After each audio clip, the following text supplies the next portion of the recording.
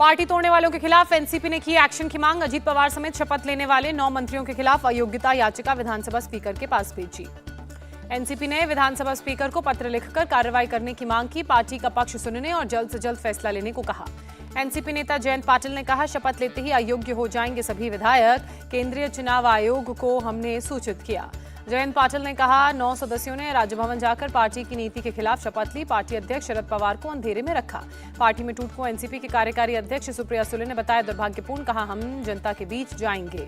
सुप्रिया सुले ने कहा, अजीत पवार का फैसला उनका अधिकार, लेकिन खुशी होगी कि वो पार्टी में वापस आ जाएं। सुप्रिया सुले ने अजीत पवार के साथ किसी तरह के मतभेद या विवाद से इनकार किया। कहा, जीवन भर मेरे मन में उनके लिए आदर रहेगा। एनसीपी नेता जितेंद्र आहवाड़ रात में ही स्पीकर के पास पहुंचे। कहा, अभी 9 विधायकों के खिलाफ स्पीकर को याचिका दी है। बाकी विधायक भी अगर नहीं लौटे तो उन्हें भी नहीं छोड़ेंगे। आज महाराष्ट्र के सतारा जाएंगे शरद पवार। पूर्व सीएम यशवंतराव चौहान को देंगे श्रद्धांजलि।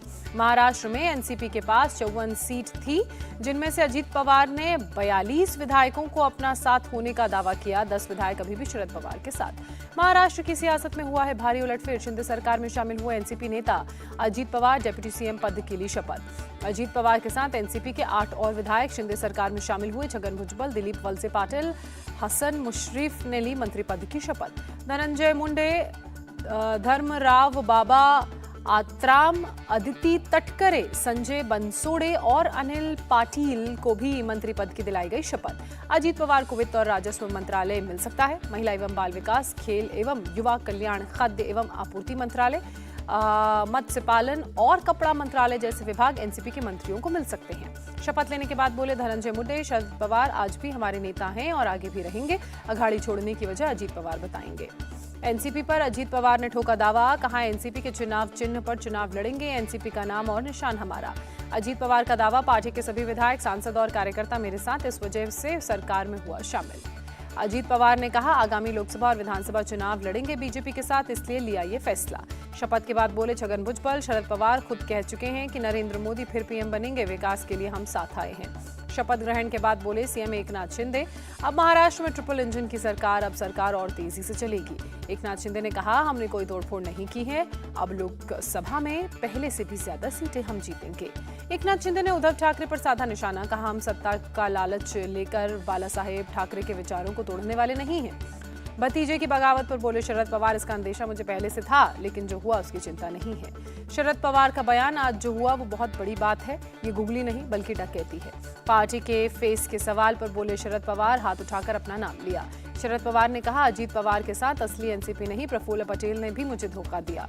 एनसीपी ने जितेंद्र आहवाड़ को नियुक्त किया नेता प्रतिपक्ष और मुख्य सचेतक। पहले अजीत पवार थे नेता प्रतिपक्ष। महाराष्ट्र के सियासी घटनाक्रम को लेकर असदुद्दीन ओवैसी ने भी विपक्षी एकता पर खड़े किए सवाल। पूछा, ये कैसा ऑपोजिशन है? ओवैसी ने कहा, आज महाराष्ट्र की घटना पर नेता रो रहे हैं, लेकिन बिहार में मेरे नेता खरीदे गए, किसी ने कुछ कहा नहीं। कांग्रेस नेता जयराम रमेश का तंज, बीजेपी की वॉशिंग मशीन ने काम करना शुरू कर दिया है। अब भ्रष्टाचारियों के दाग भी धुल गए हैं। सोनिया गांधी ने सियासी हालात पर शरद पवार से बात की, समर्थन का भरोसा दिया। बीजेपी पर भड़के महाराष्ट्र कांग्रेस चीफ नाना पटोले। कहा, वो देश की राजनीति को कुचल रहे हैं। एनसीपी विधायकों की बगावत पर बोले संजय राउत, शरद पवार से उनकी बात हुई है। पवार ने कहा, जिसे जाना हो जाए, पार्टी फिर से खड़ी कर लेंगे। संजय राउत का बड़ा दावा। कहा, कुछ दिनों महाराष्ट्र को मिलेगा नया सीएम। एकनाथ शिंदे समेत 16 विधायक ठहराए जाएंगे अयोग्य। उद्धव ठाकरे और शरद पवार की फोन पर हुई बात। शरद पवार बोले, शिवसेना की तरफ से एनसीपी को भी तोड़ा, लेकिन डटे रहेंगे। महाराष्ट्र में सियासी उलटफेर पर राज ठाकरे का बयान सामने आया। कहा, एनसीपी की पहली टीम सरकार में शामिल हुई, भविष्य में दूसरी टीम भी शामिल होगी। आरपीआई चीफ रामदास अठावले का बयान, महाविकास अघाड़ी को बड़ा झटका लगा है। अजीत पवार काफी समय से नाराज थे। बीजेपी पर बरसे सपा चीफ अखिलेश यादव। कहा, महाराष्ट्र को सियासी प्रयोगशाला बना दिया। डिप्टी सीएम केशव प्रसाद मौर्य ने कहा, अजीत पवार और साथियों का बीजेपी परिवार में स्वागत है। 2024 में महाराष्ट्र में जीतेंगे 48 लोकसभा सीटें। एनसीपी विधायकों की बगावत पर बोले उद्धव ठाकरे, जो लोग गए हैं वो खुशी खुशी रहे। 4 जुलाई को उद्धव ठाकरे ने बुलाई, उनकी पार्टी के विधायकों, सांसदों और वरिष्ठ नेताओं की बैठक होंगे शामिल। 4 जुलाई को महाराष्ट्र कांग्रेस विधायक दल की बैठक। नेता प्रतिपक्ष पद समेत प्रदेश में सियासी हलचल पर होगी चर्चा। जेडीयू चीफ ललन सिंह का बयान, बीजेपी जनता में नहीं जोड़ तोड़ में विश्वास करती है। बिहार में भी इसकी कोशिश कर चुकी है बीजेपी। अजीत पवार के डिप्टी सीएम बनने पर एनसीपी कार्यकर्ताओं में उत्साह। महाराष्ट्र के जलगांव में जश्न मनाया। डिप्टी सीएम अजीत पवार से मिले शिवसेना शिंदे गुट के विधायक विजय शिवतरे को अजीत पवार का विरोधी माना जाता है। यूनिफॉर्म सिविल कोड पर हलचल तेज। आज कानून और न्याय की संसदीय समिति करेगी बैठक, विधि आयोग को भी बुलाया। बीएसपी सुप्रीमो मायावती ने यूसीसी का समर्थन किया, कहा एक समान कानून लागू होने से देश मजबूत होगा, बीएसपी नहीं करेगी इसका विरोध। मायावती ने यूसीसी पर बीजेपी की मंशा पर सवाल उठाए, कहा यूसीसी पर बीजेपी के तौर तरीकों से हम सहमत नहीं हैं। ओपी राजभर का यूसीसी को समर्थन, कहा जब देश में एक संविधान तो अलग अलग धर्मों के लिए जुदा कानून क्यों। यूसीसी को लेकर बोले अखिलेश यादव, नोटबंदी और 2000 के नोट बंद करने को लेकर बीजेपी के पास कोई जवाब नहीं, इसलिए उठाया ये मुद्दा। कैबिनेट में फेरबदल की अटकलों के बीच आज केंद्रीय मंत्रिमंडल की होगी बैठक, पीएम मोदी करेंगे बैठक की अध्यक्षता। संसद के मानसून सत्र को लेकर बैठक में हो सकती है चर्चा। राजस्थान को लेकर आज कांग्रेस की बड़ी बैठक, सीएम अशोक गहलोत और सचिन पायलट के मतभेदों को लेकर बैठक में हो सकती है चर्चा। सचिन पायलट को नई जिम्मेदारी मिलने की भी अटकल है। पैर में चोट की वजह से कांग्रेस की बैठक में नहीं जाएंगे सीएम अशोक गहलोत। आज पालनहार योजना के लाभार्थियों से करेंगे संवाद, 88 करोड़ रुपए की राशि करेंगे ट्रांसफर। एआईएमआईएम प्रमुख असदुद्दीन ओवैसी से मिले राजस्थान के मंत्री राजेंद्र सिंह गोड़ा। बैठक के बाद ओवैसी ने कांग्रेस पर कसा तंज। आज बिहार के सीएम नीतीश कुमार पर लिखी किताब का होगा विमोचन। आरजेडी अध्यक्ष लालू यादव करेंगे किताब का विमोचन। कर्नाटक विधानमंडल के आज से शुरू होने जा रहे बजट सत्र के हंगामेदार होने के आसार। चुनावी गारंटी को लेकर सिद्धारमैया की सरकार को घेरने की तैयारी में बीजेपी। जेडीएस नेता कुमारस्वामी का सिद्धारमैया सरकार पर निशाना, कहा कांग्रेस को जनता की समस्याओं से कुछ लेना देना नहीं। तेलंगाना के खम्मम में राहुल गांधी की जनसभा, केसीआर पर साधा निशाना, बीआरएस को बीजेपी रिश्तेदार समिति बताया। राहुल गांधी की दो टूक, बीआरएस जिस भी गठबंधन का हिस्सा होगी उसमें कांग्रेस शामिल नहीं होगी। राहुल गांधी ने कहा तेलंगाना में मुकाबला कांग्रेस और बीजेपी की बी टीम बीआरएस के बीच, जिस गठबंधन में बीआरएस रहेगी उसमें कांग्रेस नहीं होगी। हैदराबाद में बोले केंद्रीय मंत्री जी किशन रेड्डी, पिछले विधानसभा चुनावों में तेलंगाना की जनता ने कांग्रेस को 19 सीटें दी थी, जिसमें से 12 विधायक टीआरएस पार्टी को बिक गए।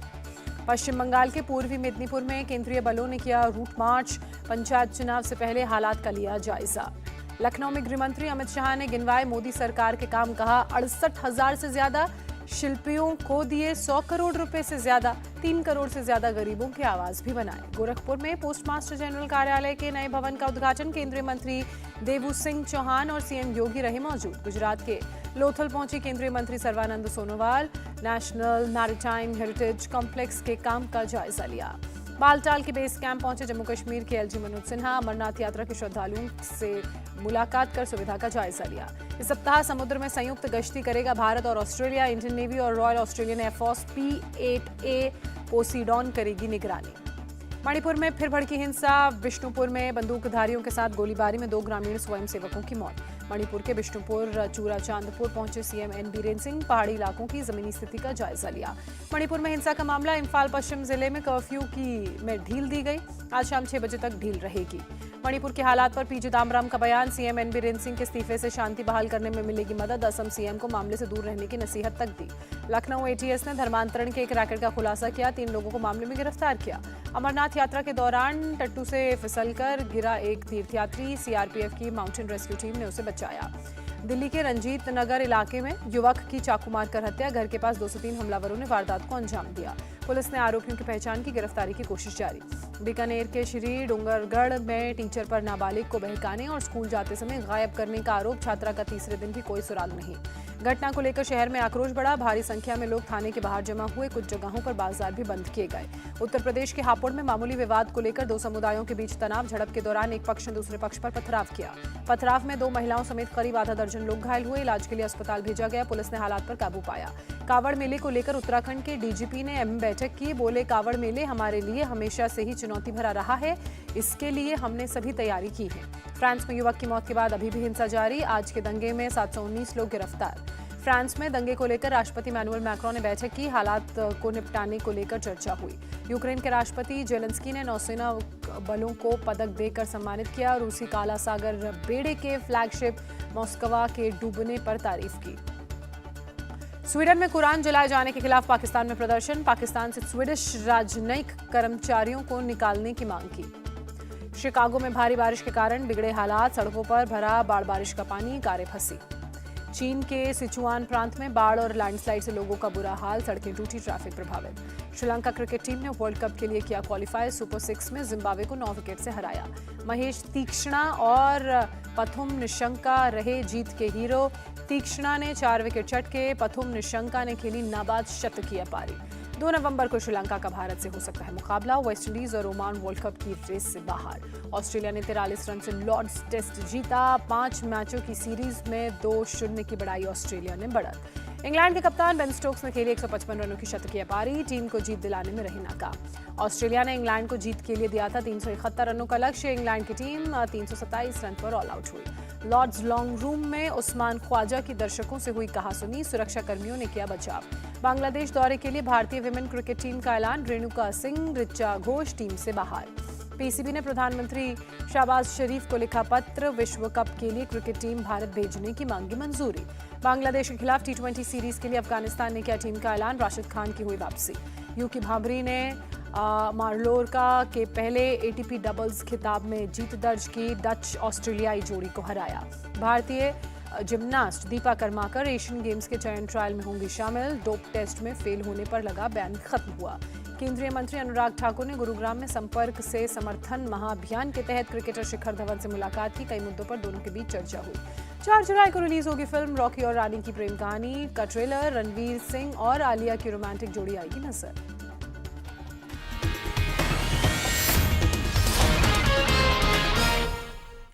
इंडिया टीवी हर वक्त हर जगह डाउनलोड करने के लिए सर्च करें India TV news Google play store या ऐप स्टोर पर।